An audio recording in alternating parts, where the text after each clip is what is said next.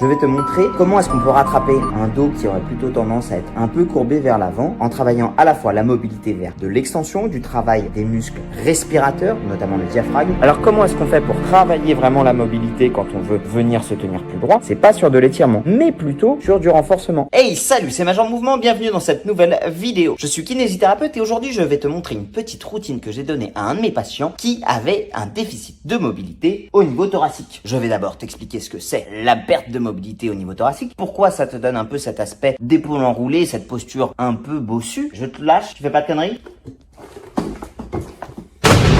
Luxation des cervicales, ablation de la tête, double fracture de la mandibule. Dans cette vidéo, je vais te montrer comment est-ce qu'on peut rattraper un dos qui aurait plutôt tendance à être un peu courbé vers l'avant en travaillant à la fois la mobilité vers de l'extension, du travail des muscles respirateurs, notamment le diaphragme, et de tous les muscles qui ont tendance à fixer la posture enroulée vers l'avant. Cette posture enroulée, elle peut être forcément majorée par le télétravail, le fait d'être assis en permanence avec les épaules qui partent vers l'avant et la tête qui part en avant. Je t'invite à aller regarder cette vidéo qui explique que c'est pas forcément ça qui te fait mal, mais par contre, ça peut te gêner dans ta fonction, notamment si tu es crossfitter et que tu as souvent besoin d'avoir les bras en haut, ou même d'un point de vue esthétique parce que tu trouves que tu es un peu voûté vers l'avant. Donc je t'invite à regarder cette vidéo qui va être expliquée avec moi-même dans ma propre capsule de cette vidéo pour que tu puisses faire les exercices chez toi. C'est parti. Ah non, il a perdu une dent dans la bataille. Mon patient vient me voir, son profil sportif amateur mais qui a un métier qui est extrêmement sédentaire, il travaille dans une banque et il a régulièrement des douleurs au niveau des cervicales et il sent qu'il est limité sur les rotations et sur les mouvements de manière générale. J'ai donc décidé de lui donner une routine de mobilité pour cette partie de son corps. Donc ce que je lui ai proposé en premier lieu justement c'est de venir travailler la mobilité avec un mouvement sur du rouleau de massage pour travailler l'extension. Il y a une petite variante avec ce type de rouleau là où en fait au lieu d'être sur tout le dos et d'avoir notamment l'activation en extension de la colonne vertébrale, avec le rouleau qui va être de part et d'autre, on va plutôt masser les muscles spinaux, les muscles qui sont de part et d'autre de la colonne vertébrale et ainsi plutôt avoir une action massante, là où sur le rouleau plein on va plutôt avoir une action globale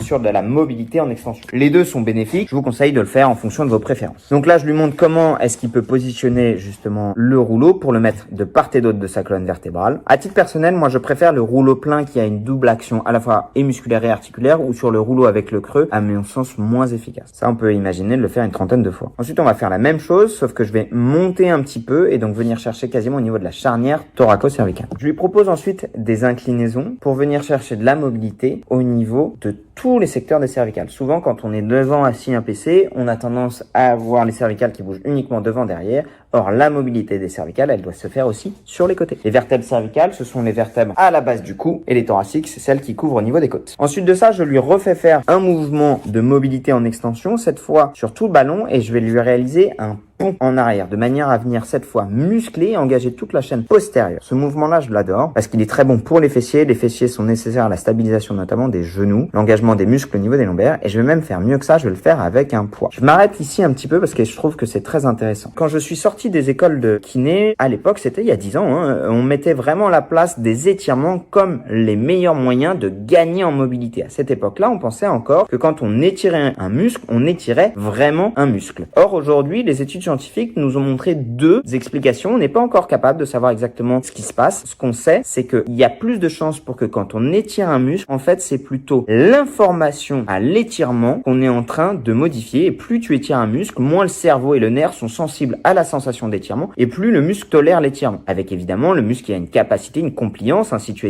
étires trop vite, trop fort un muscle, il pète, et c'est pour ça qu'on a une sensibilité à l'étirement, pour éviter justement que le muscle pète. Donc quand tu vas venir étirer un muscle, tu n'allonges pas ton muscle, tu vas juste diminuer l'information nerveuse vers le cerveau qui va dire hey, on t'étire, fais gaffe, si on t'étire trop, tu pètes. Et plus tu vas étirer ton muscle, moins le nerf va envoyer un message de vigilance au cerveau. En partant de cette explication-là, on comprendrait bien que quand on étire un muscle, on le rend pas forcément plus souple, on le rend pas forcément meilleur, on le rend juste moins sensible. Alors comment est-ce qu'on fait pour travailler vraiment la mobilité quand on veut venir se tenir plus droit? C'est pas sur de l'étirement, mais plutôt sur du renforcement. Pourquoi? Parce que quand on va venir renforcer les fibres musculaires, donc mettre une contrainte de stress mécanique avec du poids, on va engendrer une modification de la fibre musculaire qui va se renforcer, et notamment sur la mobilité, elle va se renforcer dans toute sa course. Ce qu'on peut retrouver dans les des exercices de mobilité qu'on connaît largement chez Christophe Cario, qu'on peut retrouver dans le yoga, qu'on peut retrouver dans le pilates, qu'on peut retrouver dans les gammes athlétiques, qu'on peut retrouver dans beaucoup de sports et qui est en train d'exploser où les gens délaissent petit à petit les étirements et préfèrent la mobilité. Le plus important en termes de santé, c'est que les gens bougent. Donc si les gens préfèrent faire de la mobilité statique, de l'étirement statique, qu'ils le fassent. S'ils préfèrent au contraire gagner en performance, en amplitude avec un bon contrôle moteur, je leur dirais plutôt d'aller vers la mobilité. À titre personnel, pendant 3 à 4 ans après les études de kiné, j'ai fait beaucoup d'étirements et je n'y trouvais qu'un bénéfice à court terme. Et c'est à partir du moment où je me suis lancé dans le crossfit et dans les arts martiaux où j'ai compris l'intérêt de la mobilité, d'un meilleur contrôle moteur dans toutes mes amplitudes et j'ai trouvé sur moi un meilleur bénéfice. Maintenant, quand je le présente à mes patients, quand je leur fais faire purement des étirements, ils adhèrent plutôt bien et la mobilité, ils aiment pas trop parce qu'ils ont peur de mal faire, ils ont des sensations auxquelles ils sont pas habitués. Même si sur le papier ça serait mieux, j'ai plus de patients qui abandonnent la mobilité que de patients qui font bien leurs étirements. Je vais leur proposer les deux, leur demander lequel ils préfèrent et aller dans le sens de ce qu'ils préfèrent. C'était une parenthèse mais qui me semble important parce que souvent les gens me demandent c'est quoi la différence entre l'étirement et la mobilité. On pense que c'est pas exactement les mêmes mobilités, les mêmes modalités, je me suis planté, mais que le plus important c'est celui que vous préférez. Mais c'est pour ça que je vais faire plutôt du travail en excentrique avec un poids qui pèse 6 kg pour venir renforcer en course externe, donc maximum d'étirement de mes fibres musculaires. En même temps, je vais prendre mon articulaire. Rappelez-vous, quand je bouge mon corps, impossible de dissocier l'articulaire du musculaire. Les deux bougent forcément ensemble. Et là, ce que je fais, c'est que je le fais en isométrique. Donc, j'arrive en fin de course et je tiens ma position pour venir justement mettre mon diaphragme en position allongée. Là, on va faire exactement la même chose, sauf que là, en passant à la verticale, la gravité n'est plus la même. Là où avant, j'avais la gravité plutôt sur dentelé, grand dorsal et tous mes muscles fléchisseurs, là, je vais plutôt mettre de la contrainte sur tous mes muscles extenseurs. Donc, quand j'étais allongé, je faisais plutôt de l'excentrique de tous mes muscles fléchisseurs. Quand je suis à genoux, je fais plutôt du concentrique de tous mes muscles extenseurs, qui en même temps fait de l'excentrique de mes muscles fléchisseurs. Mais ça, forcément, vous l'aurez compris. Travail un peu d'inclinaison, toujours hyper intéressant. Mon dos bouge dans 6 directions et donc je vais venir le renforcer, faire de la mobilité, encore une fois avec du poids. Là, je fais une petite variante du windmill que je trouve hyper intéressant, notamment pour l'étirement du carré des lombes, qui est ce muscle qui va faire la jonction entre la crête iliaque, qui est juste là, les côtes et les lombaires. Donc, quand je vais venir chercher un mouvement d'inclinaison et de rotation, le muscle carré des lombes, 3 faisceaux, ilio-costal, ilio-vertébral et costo-vertébral. Ces 3 faisceaux vont être étirés sur le mouvement du windmill. Non seulement étirés, mais renforcés. Le carré des lombes, c'est le muscle le plus sous-estimé dans le milieu de la santé du sport. C'est un muscle charnière au niveau lombaire et il est hyper intéressant à venir à la fois étirer et renforcer. L'intérêt de le faire en chevalier servant versus le faire en position debout, on est